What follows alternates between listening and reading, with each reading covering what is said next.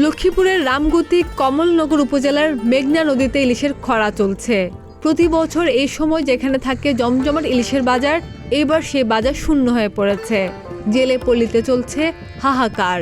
টানা 2 মাসের নিষেধাজ্ঞা শেষে গত 1 মে থেকে মেঘনা নদীতে জাল ফেলছেন জেলেরা, কিন্তু ইলিশ পাচ্ছেন না। মেঘনায় কার্যত দেখা দিয়েছে রূপালী ইলিশের খরা। এর প্রভাব পড়েছে স্থানীয় বাজার ও জেলে পল্লীতে।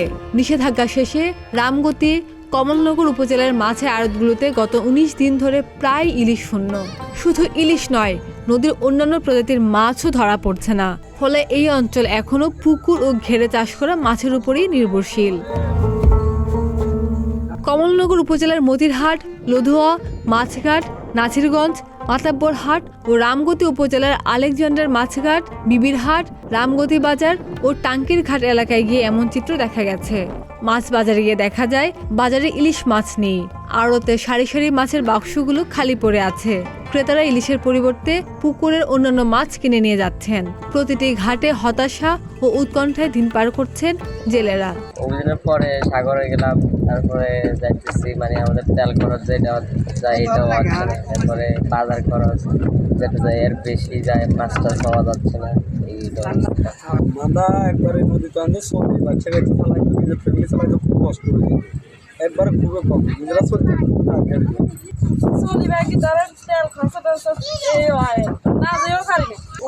আমরা গদিলে খালি বয়ে আছি, ছেলের সন্তান লিয়া খুব কষ্ট করে দিতে গেছি, কোনো মাছ টাছ নাই, কষ্ট হয় না, কারণ আমরা খুব বিপদে আছি।